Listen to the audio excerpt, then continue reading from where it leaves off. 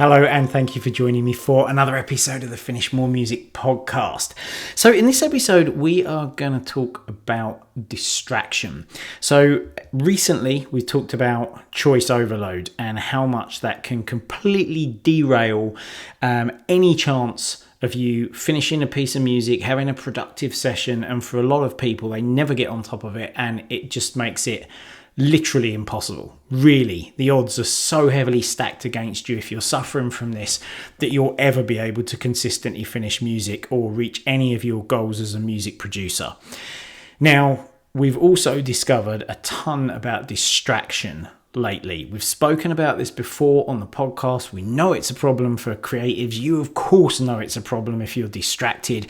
But we've uncovered some new and surprising facts about distraction that highlight is way worse than we ever thought it was. And chances are, unless you've uncovered all of this data as well, you're going to have a real reality check in this podcast. And also what we've done is researched, okay, what are the ways to finally knock this on the head? Because it's far reaching. It's beyond just what goes on in the studio, as you're going to discover. And we know that we all get distracted. You know, that's going to happen throughout your day. And maybe you're someone who's experienced regularly making plans and then not following through with them, or getting things done, but knowing that they're not really the right things. And all of these are influenced by distractions that are in our life and in our head, and social distractions. There's a whole raft of these ways that kind of creep into our life that, if left unchecked, are going to mean that you're not designing your life. Other people and other entities are. Now, it's fair to say that leaving the studio feeling satisfied and knowing that you've used your time effectively and knowing that you had time for your art is incredibly enriching. It charges our batteries, it energizes us. Even if you know, okay, I didn't quite get the result I want, it was one of those days, but you leave the studio knowing it was time well spent, that you'd used it effectively. That's really impactful in our lives. Nobody wants to waste the precious time that they've often worked hard for, they've negotiated for their craft.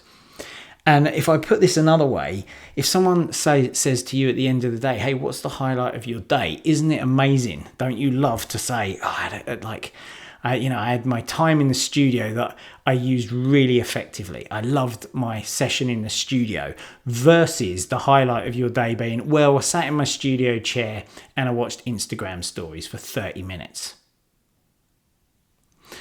Now, when you look at what's going on here, and when you look at the distractions that come up, they are plentiful. They really are wide-reaching.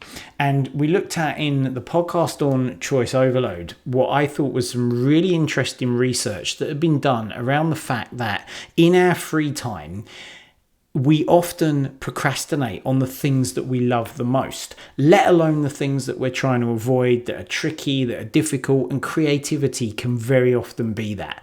A track that we know we're having a problem with, or a track that, well, all creativity, let's be clear, it involves stepping into the unknown. Unless you're holding on to YouTube videos or trying to copy or replicate someone else, which is copying and not creativity, which is to say copying is just repeating what's already there. There's nothing unknown about it. It's the known.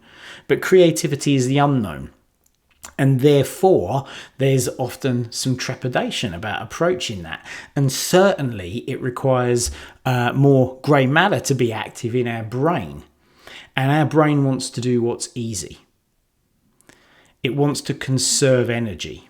That's how we're built.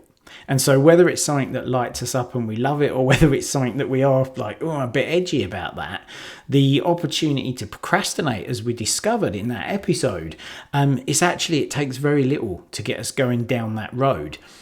And here's the deal. The world at large as a whole is not acting for your long-term benefit. Most of the entities in our lives really want us to make mistakes in their favor. So what do I mean by that? Well, if you go onto the internet, it is literally loaded. The algorithms, everything on there is designed to take your time and attention from you and not in service of you. So you think about, you go onto Facebook, they want to serve you whatever they can to keep your attention on Facebook. If you're on a timeline and you're not shielded away in like a private group somewhere, and you're not managing all your messages, and you're not managing your notifications, then if you just go onto the timeline, which is an easy thing, it's a habit for a lot of people, you're getting served stuff to keep you on there so that they make advertising revenue. They don't give a damn about you. And the same is true of Instagram, and the same is true of YouTube, and Google search is loaded in ways that will get you to the things that you most are going to like, and the things that are often controversial. And then you've got your technology. Your phone's got notifications going off. There's a whole raft of things which are packaged up as convenience, and they are, if we're using them really, really intentionally, which we're not always, because we're often tired, right?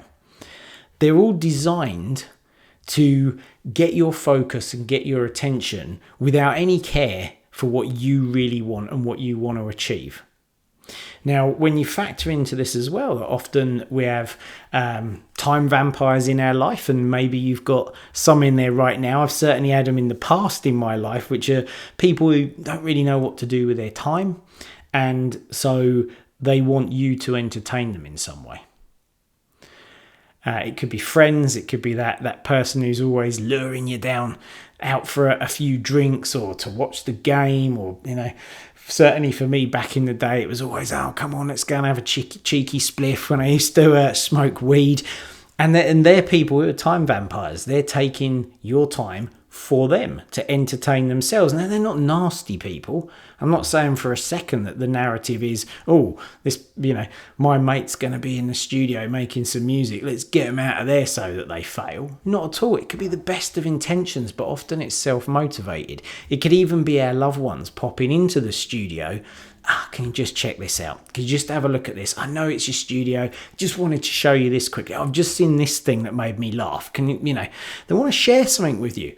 They're often doing it from a place of love without realizing that it's not to your benefit. Now, a lot of the stuff that's online is literally designed to steal your attention and your time. Like it is, the intention behind it is not wholesome and is not good. And what these things play on is our reactive brain. It's built, and you think the army of psychologists and marketing gurus and people, the best in the world, are employed by these ginormous corporations. They're masters at tapping into your reactive brain. But when you are reacting, you are not in control of your life.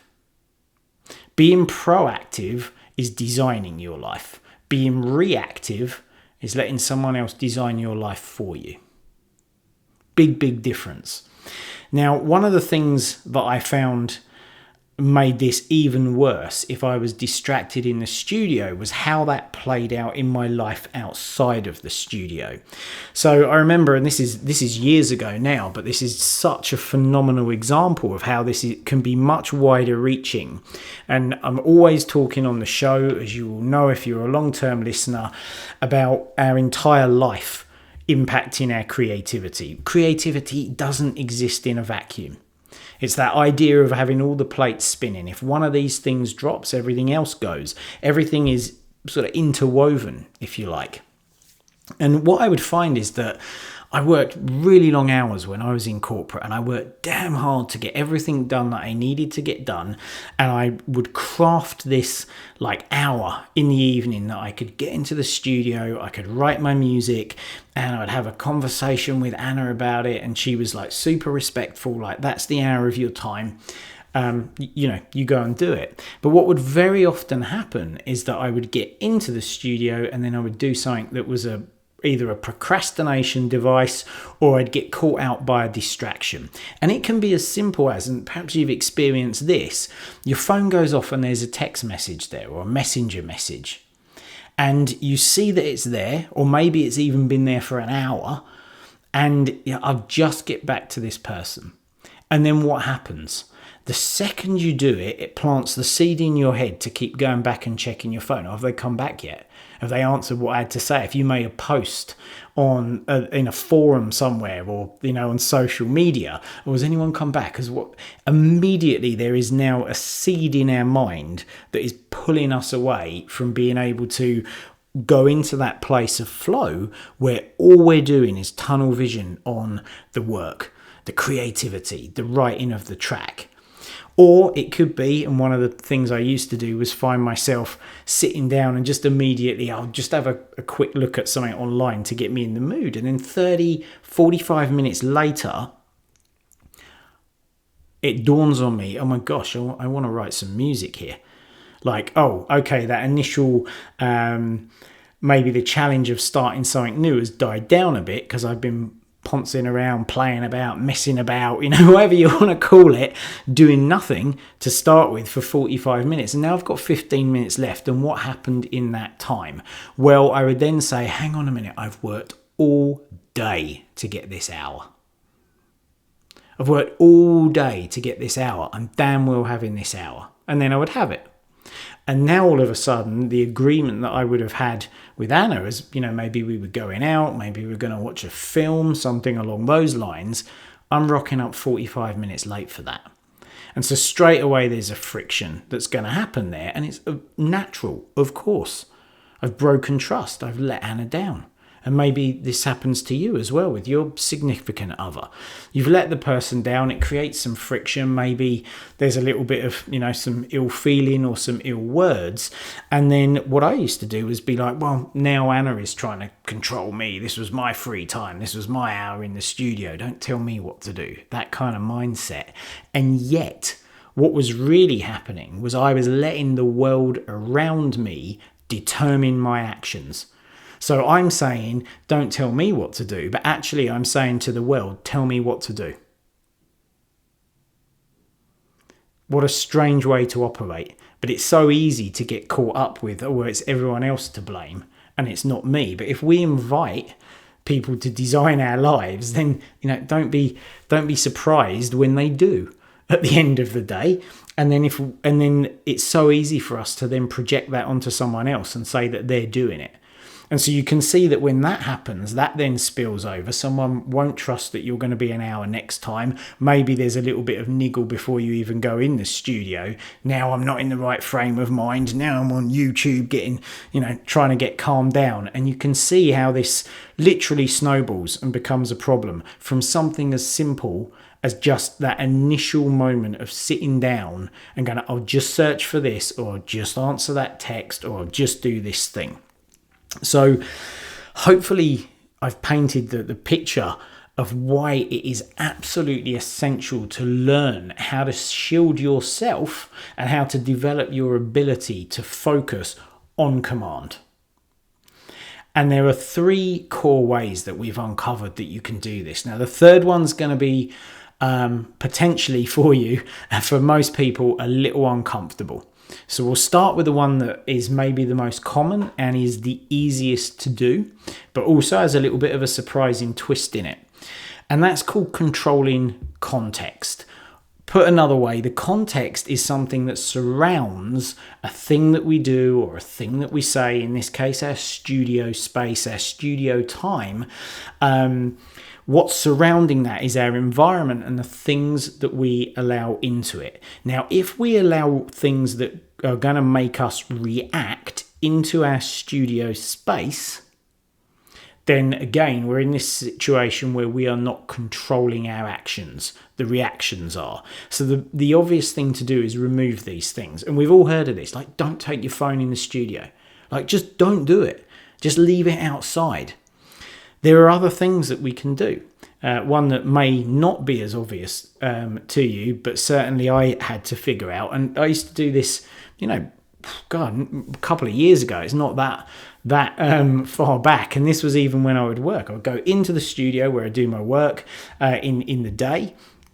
And I would sit down, and a habit of just sitting there. And the second I sat down, attached to it, the habit was I would type LIV and then hit enter. What was that doing? Well, LIV went into the search bar of the internet. It filled out with the Liverpool Football Club website, and now I'm on there checking some news. And I'm distracted before I've even started. So the way that I fixed that was I just got blockers for sites that I would habitually check and just have the blocker on all day. Totally avoid that happening, remove that distraction.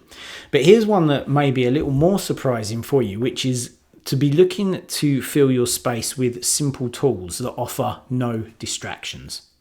So an example of this is George R.R. Martin, who wrote almost 2 million words. 2 million words. Think about that. That shit's a lot of words, right? Almost 2 million words for Game of Thrones. And he did that on a piece of software called a WordStar 4.0, word processor from the 80s. Can you imagine? But there's no distractions. There is nothing else there that could possibly distract him in that world. And for some people, if you might have an overwhelming array of different plugins and things, maybe just to get you started, you can strip that down to I'm only going to use what's in my DAW. And I'm only going to use the things that I know.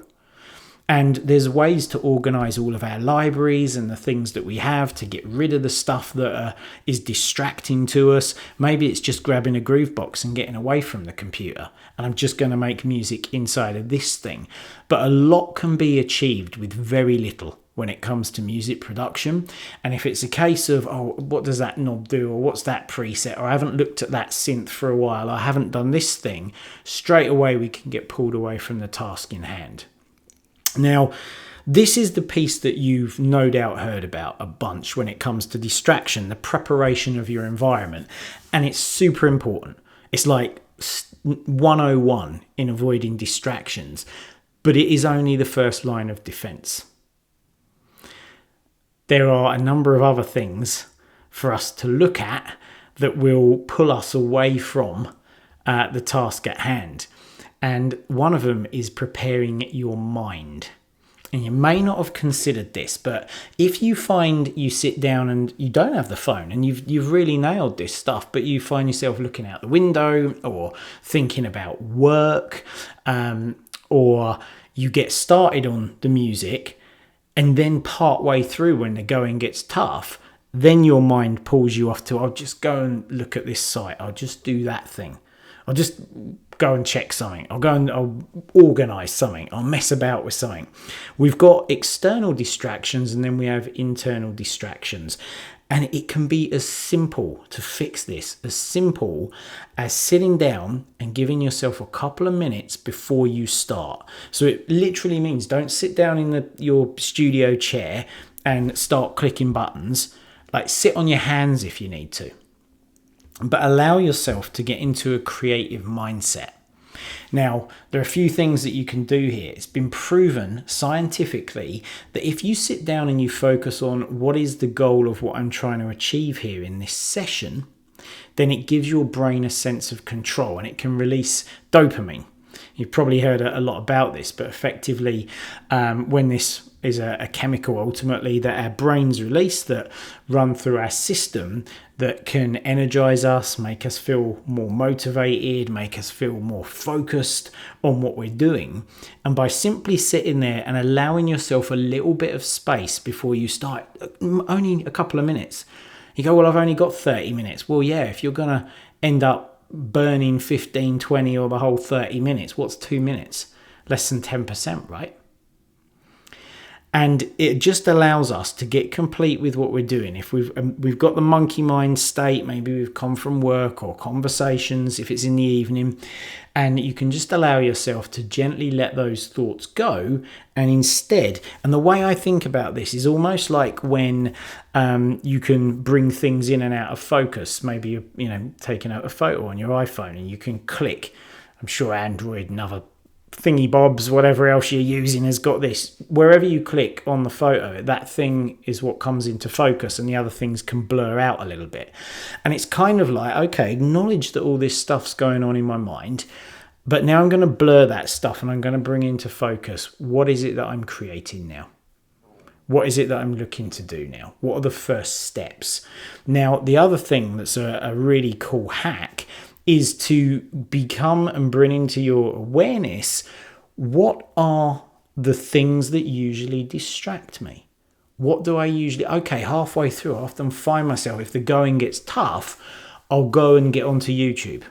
I'll fidget around a bit and do something else because this got tough. Or maybe I'll start a new track. Maybe I know that this track is challenging and I'm likely to just sit here and start playing around. And you'll know what it's like. It's easy to make a drum beat. It's easy to get playing around with this stuff. Get clear on what those things are in our mind. So you hold that in your mind's eye and what you're going to do instead. This kind of mental programming has a huge impact on avoiding distractions that are internal to us. It is making a deliberate decision and a command to ourselves and therefore to our brain so that it's better able to resist doing things that aren't going to serve us well. So we've got our internal distractions, we've got our external in terms of our environment. Now we've got to talk about the tricky one, social distractions. Now, it's clear that we do not have control over other human beings. We simply don't. And it's important to acknowledge that. You might not like it. You might wish you had a remote control for your other half or the kids or whatever. Or that friend who just turns up and knocks on the door and out of the blue is just there in your space. But the reality is we don't have a remote control. That's the way of things. So this is the thing that is much more maybe challenging and can be uncomfortable to control. But we can reduce these distractions. Okay, and that comes down to communicating, and sometimes it's an uncomfortable conversation, and sometimes it's something like putting up a do not disturb sign on the door or sending a message to someone to say, in case you're popping round, I'm busy until then, or just having the conversation saying with them, look, I'm just not going to be around. And it can be challenging. It really, really can. But here's the science on this. They have done tests, right? And first and foremost, on average, we're distracted every 3 minutes when we're focused on something. Now, they actually did this, people focusing on studies. So this can be internal, external distractions. So this is students, for example, who are studying. And it's not that far removed from that, the level of focus that you're putting into your music, right? But here's the piece of the puzzle here that is really a big focus, I think. It can take reacting to just one distraction to tank your entire session. Now, if you were to do that in the morning, and the morning for me is a great time to make this space because often a lot of people aren't up for a start, but it still means you can distract yourself, right? If you do that, that can lead to you having and literally being dissatisfied with the rest of your day. Well, I blew that. That was what was really important to me. And now I've got to do this and now I've got to do that. And maybe you've experienced that yourself, kind of feeling wound up, feeling a tension, a frustration because you literally have thrown away what was that piece of time that, again, you worked hard and you crafted for in the morning. So literally one distraction.